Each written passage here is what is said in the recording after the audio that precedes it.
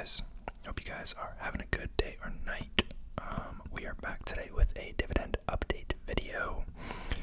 Portfolio has actually been doing pretty solid the past week, month or so. Before I get into my holdings and how they're doing, typical disclaimer that none of this is financial, legal, or tax advice. I'm not a registered or licensed professional in any of those categories, so, do your own research, consult a professional before investing. Everything has risk, and take everything I'm saying with a grain of salt, because this is just what I'm doing for entertainment purposes. Now, this past week has been very good for REITs, and a lot of the stocks I have in general have actually been doing pretty good the past month. I want to believe that most of the positive activity for the REITs that I'm holding has to do with the fact that the Fed decided to not raise rates right now. That was in their most recent meeting just a couple of days ago. So that, I think, has been the driving factor for a lot of these REITs. REITs tend to do better, and real estate in general tends to do better when rates are lower, because it increases the value of the underlying assets. Also makes borrowing easier, etc. So I'll run through a couple of the big flyers here. Cigna, which is not a REIT, so kind of outside of that category I just talked about, but they've been doing very well. They're up 9% in like the past month. I think 26% in the past 6 months. Pretty strong performance from them. I'm not too sure what's going on there aside from just, it being a solid stock. As far as REITs go, Equity Lifestyle Properties is up about 9% in the past month. American Tower is up 18% in the past month. That has been a big loser in the account, and it is no longer. Only down 7% on that now. Torrento Realty up about 8% in the past week. Agree Realty up about 9% in the past month. So, pretty strong performance across most of them in a time period where the S&P is, I think, up like 3% in the past month. It's not any crazy performance, but it's nice to see. It's good to see that American Tower is finally out of the gutter. I will run through the individual holdings here, but just to kind of give you an idea of where my portfolio stands currently. So, since I started this at the end of 2021, I've invested a total of $2,100. For those of you who aren't familiar with it, I started this account with $100, and I've just added $20 every week. And the account value is really getting up there. It's currently sitting at $1,865.27. Down slightly from what I had originally invested, but keep in mind that I started investing at, one of the peaks in the market coming out of 2021, and 2022 was especially a rough year for real estate investment trusts in general, so they definitely got clobbered when I started this, but we're making our way back. I've received $83.40 in dividends so far. So we're sitting at a total loss of about $234.73 in the account, which represents an XIRR of negative 10.5% over the life of the portfolio, or a non-weighted return of down of about 11%. So we're making our way back up. We have been receiving, pretty frequent dividends. Blackstone is paying theirs over this weekend. We got some from Getty Realty, Agree Realty, Torrento Realty, Zoetis. So I'll run through the holdings. If you guys remember, in the last video, I believe, I talked about Motive, which is a stock that I sold after it ripped up about 30 or 40%. It has been hovering kind of around, let's just pull it up here.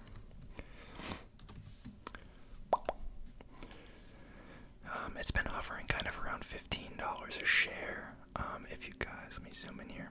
So I bought it around the mid-12s here. It ripped up, ended up getting all the way up to like 1912. I think I sold the shares in this account at around 17 something. You can go back and watch that video if you want to know for sure, but I think I sold them around 17 something. And I kind of said I wouldn't really look at getting back into it until it got like sub 14 again, which it got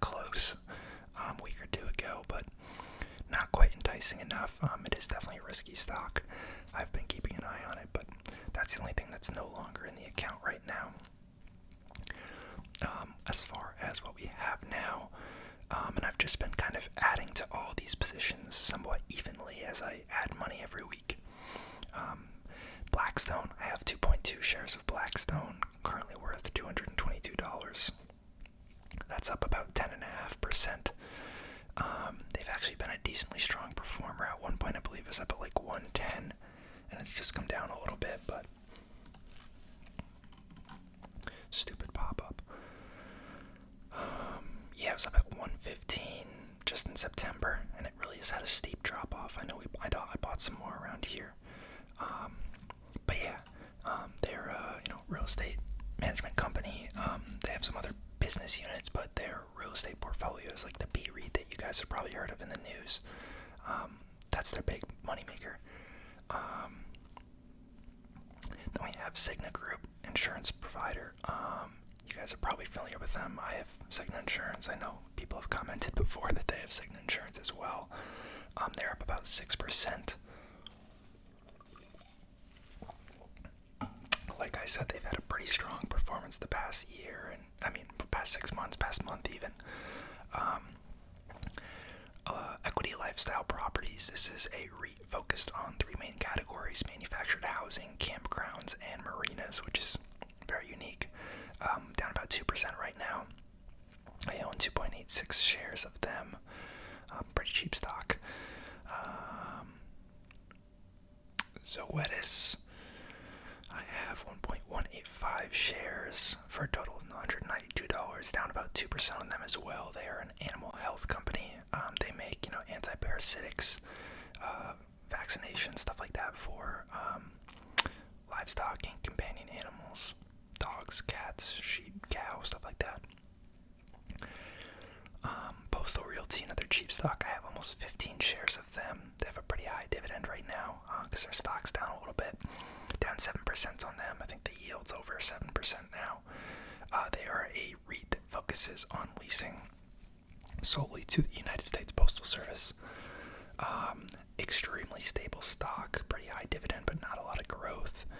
I would not be against replacing them with something more interesting if this situation presented itself, but right now I think it's a pretty good hedge.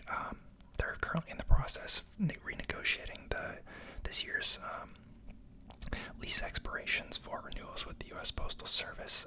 That was a pretty big win for them last year when they renegotiated those because they were able to get some big inflation hedges built into the new leases. So interesting to see how that'll go going forward. American Tower, you guys know that I've talked about them a lot before because they are typically our biggest loser. They're a cell tower infrastructure play. Closest peer would be like a Crown Castle International, except AMT has a lot more international exposure and CCI focuses a lot more on like small cell towers. American Tower also bought another data center REIT that I actually owned in the portfolio. Trying to remember the name of it now because I had a couple. It wasn't Digital Realty. It wasn't. I feel like it started with a C. Coresight Realty, maybe. So cell towers and data centers. Data centers have seen a pretty big increase due to all this AI hype stuff. So that honestly might be what's helping pad the stock. But very stable business model. Long term, I know they're having some issues with rent collection and some demographics abroad, geographies abroad. But I think, I haven't looked at their most recent earnings results, but I would think that those kind of are baked in now.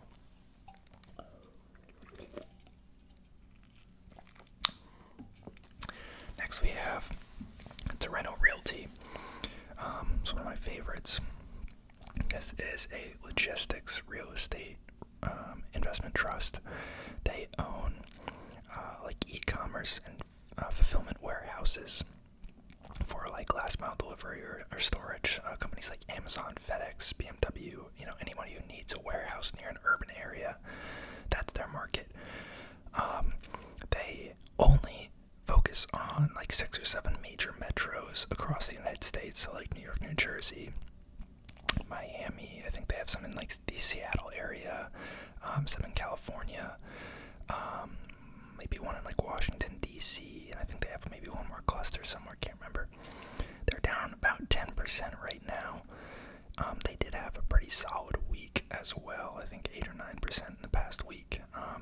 They're basically a smaller version of Prologis.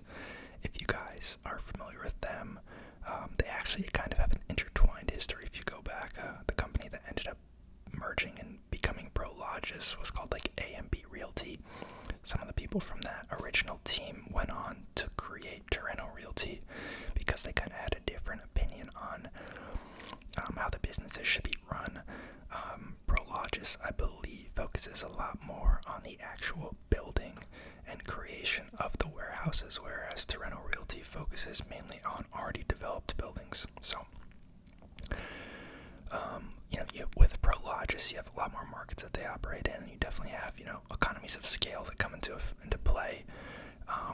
But there is that kind of added twist of all the contracting and building and material costs and all those impacts that can be either good or bad, that play into kind of the pricing and the performance of Prologis. So I kind of like Torrento Realty more.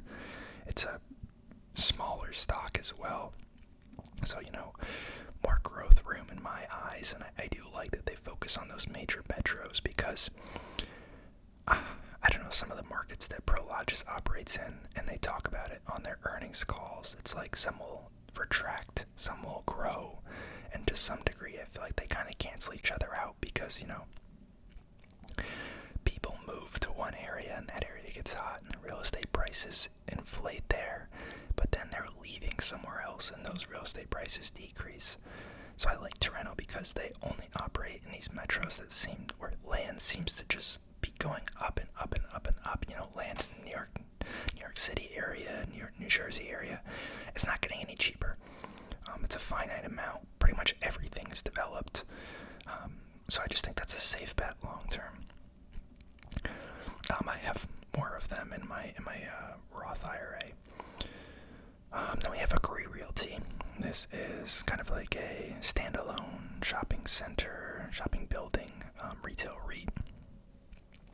Your IKEAs, Chipotle's, AT&T's, T-Mobile's, AutoZone, stuff like that. Those standalone retail properties, they may have some that are in like more of a plaza application, but I don't think they own the entire plazas. I could be wrong. I haven't looked at them in a long time. They're just, they're kind of probably the boringest one here. Down 12% on them. They are a monthly dividend payer. Not that really matters. Yeah. Getty Realty, now the biggest loser, which I'm a little bit surprised by. They own real estate for gas stations and kind of automotive related operations. So I think like 3/4 of their portfolio is gas stations, most of which are on like major intersections. But they also are kind of branching into properties like car washes, automotive repair, like oil change places, advanced auto parts, which is like solely retail but for auto, just to diversify a little bit. I like the approach. I think it's interesting. They pay a pretty decent dividend. The only gripe with them, I'd say, is they are also kind of they have issues with their growth. They're not a big grower, kind of similar to Postal Realty. I don't really like that they're increasing retail exposure by adding some of those, automotive retail stores. I know it's not quite the same, but I kind of liked that they were niche and just focused on like gas stations and oil change places. So we'll see. Down 14% on them, owned a little over 7 shares. But yeah, I've been, keeping an eye out for things that might interest me. There's a couple other stocks that are, piquing my interest that I have on my watch list. The problem with some of them is like a lot of them have kind of lower dividends, kind of around the 1 to like 1.3% yield. And I don't know if it kind of fits in with the idea that I had in this portfolio.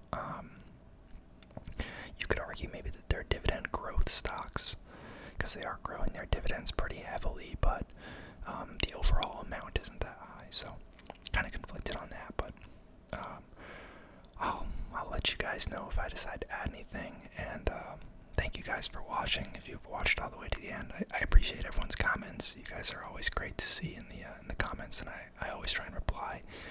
If you have suggestions, drop a comment. I know people have been asking for potentially a role play. Never done one of those before, but like obviously I've seen him being in the ASMR space, so I'll look into it. Try to think of something up. And then another one that people were requesting was where I go through the portfolio of someone who's like a celebrity or like a famous investor. I've looked at like Bill Ackman, I've looked at Warren Buffett, I've looked at Bill Gates, stuff like that. So I'm trying to find someone else. I think I did Ray Dalio. I'm trying to find someone else who's kind of has high enough visibility into what they're holding that I could actually go through and talk about it, but that they're like well known enough. I'm sure I can find some people, but gotta look at that. All right, thanks for watching, guys, and I'll see you next time.